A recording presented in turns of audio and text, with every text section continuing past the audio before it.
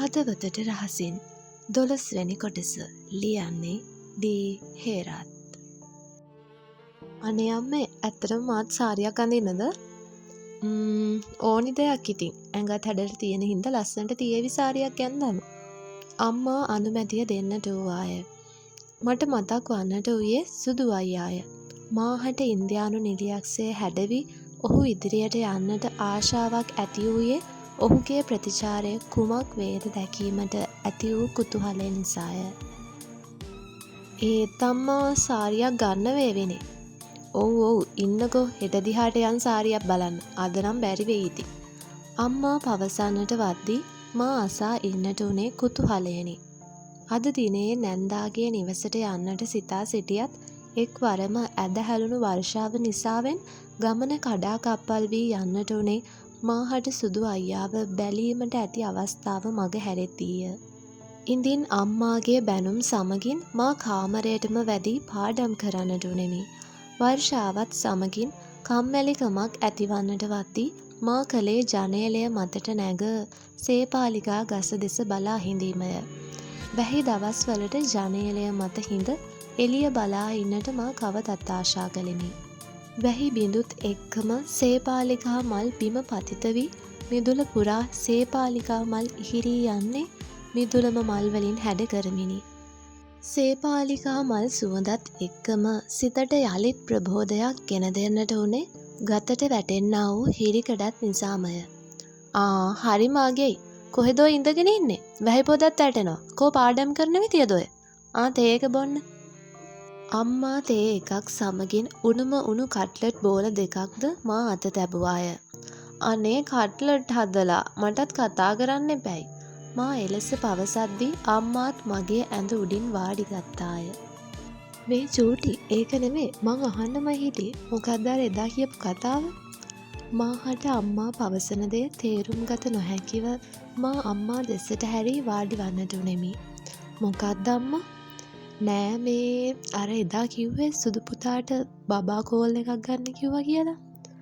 ඒ සුදු පුතායි ගෑනු ළමයාද? ඒ කියන්නේ කොල්ලා දැන් කෙල්ලෙක්ව හොයාගෙනද? මේ නෑ අනේ ඒක බ්‍රෝන් නම්බර් එකක්. අනේ නිකන් ඉන්න චූටි. සුදු පුතාට නම් කොහොමද දැන් කෙල්ලෙක් ඇති. ඔය කැම්පස් වල ඕනි තරම් කෙල්ල කොල්ලෝ යාළු වෙන්නේ. ඔයත් ඉතින් හංගනවනේ අපිට. අනේ මන් දන්නේ නෑ අම්මා. සුදු අයියා හැම නෑ. මා කියන්නට උනේමි. නැත්ද කොහෙද? කොල්ලෝනේ. අර පේන්නේ සිරි අයියලාගේ ලොකු කොල්ලා බඳින්නෙම නෑ කියලා ඉඳලා ඔය බඳින්නේ අසාගේට. අපේ ලොකු පුතාටත් කටයුත්තක් බලන්න කියන්න ඕනි අක්කට. සුදු පුතා ගැන නම් බය වෙන්න දෙයක් නෑ. කිල්ලොත් පස්සෙන් එනවා ඇති ඒ රූපෙට වශී වෙලා. අම්මා එලෙස පවසා නැවත කුස්සියට යන්නට ගියත් අම්මා පැවසූ දේවල් වල යථාර්ථය මට තේරුම් ගන්නට අපහසු නොවුනි. ඉඳින් යලිත් මා ජනේලෙන් එහා පසට එක් කකුලක් දමා වාඩි වී ඒ ගැනම කල්පනා කරන්නට උනේමි. ඉඳින් මා තේ කෝප්පයගෙන කුස්සියට එන්නට උනේ තවත් පාඩම් කරන්නට මගේ මනස එකඟ කර ගැනීම අපහසු වූ නිසාය. නෑ අක්කේ හෙට උදේත් වහීවිද දන්නේ. වැස්සේ නැති වුණොත් යමුද? වැස්සත් එක්ක නම් සාරි තෝරන්න තියා වෙන වැඩක්වත් කරගන්න වෙන්නේ. අපේ චූටිත් සාරියන් අඳිනවා කියන්නේ. අම්මා දුරකථනයෙන් කියනවා මාහට ඇසුණි. ඒ නැන්දා වන්නට ඇත. එසේනම් හෙට දිනේ සාරි මිලදී ගන්නට යන්න දෙදෙනා කතා කරගෙනය. ඉඳින් මා නැවතත් කාමරයට විත් මදක් හාන්සි වන්නට වූයේ කම්මැලිකම නිසාවෙනි.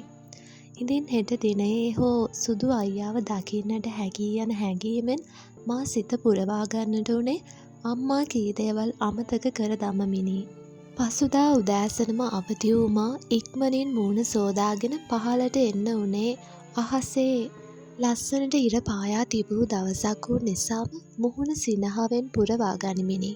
මා තරප්පු පේදිය බසිනවත් සමගින්ම මගේ නෙත ගැටුනේ මා මෙලොව වඩාත්ම ආදරය කරන ඒ සොඳුරු මිනිසාය. ගුඩ් මෝර්නින් තාත්තා. ගුඩ් මෝර්නින් චූටි බබා. අන්න අම්මලා රෙදි ගන්න යන ලෑස්ති. මා ඔහුටත් සිනහවෙන් සංග්‍රහ කර කුස්සියට එන්නට උනේමි. මා එහි එන විටත් නැන්දාත් සුදු අයියාත් තේ පානය කරමින් සිටියේය. යසයි කෙල්ලෙක් නැගිටින වෙලාව.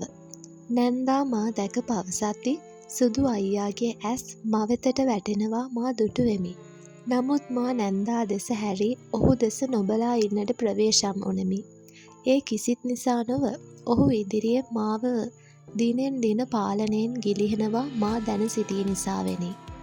නමුත් ඔහුගේ දෑස් නම් මගේ වත පුරා එහෙට මෙහෙට ගමන් කරනවා මගේ ඇස් කොනකට හසු වන්නට වූවාය.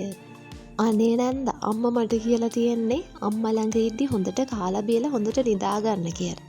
බැඳලා ගියාම නැන්දම් හරියට නිදා ගන්නවත් ඒත් දන්නේ නැහැ කියලා. නේද අම්මා? මා අම්මාව බදා ගනිමින් කියන්නට වද්දි අම්මාටත් සිනහ නැගුණේ මා කියූ කතාවටය. අම්මා හැම ලේලිට නිදා ගන්න දෙන්නේ නැද්ද? අනේ මට නම් එපා ඔය මල් වගේ ලේලිලා. සුදු අයියා නැන්දාගෙන් අසද්දි නැන්දා සිනහසෙමින් එසේ කියන්නට උනේ මා දෙස බලාගෙන වුවත් මාහට එය තේරුනේ නැතිය.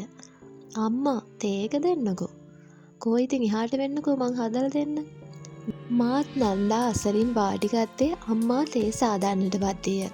10 වෙද්දිවත් යමු නේද නංගි? නැත්තම් අවුව සැරත් එක්ක බෑනේ. හවස් වෙද්දි වහීද දන්නෙත් නෑ මෙහෙම තිබ්බට දැන්. ඔව් අක්කේ ඉක්මනට යමු එහෙනම්. ඉඳින් මාත් අම්මාත් ඉක්මනින් සූදානම් වන්නට උනේ මා ඩෙනිම් කලිසමකට ක්‍රොප් ටොප් එකක් ගතලා ගත්තීය. ඉඳින් පැයක් ගතවද්දි අපි සැවොම එන්නට උනේ සාරි මන්දිරයට. මා වෙනත් ලෝකයකට ආවා වැනි හැඟීමක් මාහට දැනෙන්නට විය. විවිධ වර්ගයේ සාරි වලින් එය පිරී තිබුණේ දකිනා සාරිය ලස්සන බව මාහට හැඟෙන්නට වද්දීය. ඉතින් ඊළඟට කතාවේ මොකද වෙන්නේ කියලා බලන්න දැන්ම අපේ channel එකට subscribe වෙන්න. ඒ වගේම හදපතට රහසින් අලුත් කතාව ලස්සනයි නම් comment එකක් දාගෙන යන්නත් අමතක කරන්න එපා.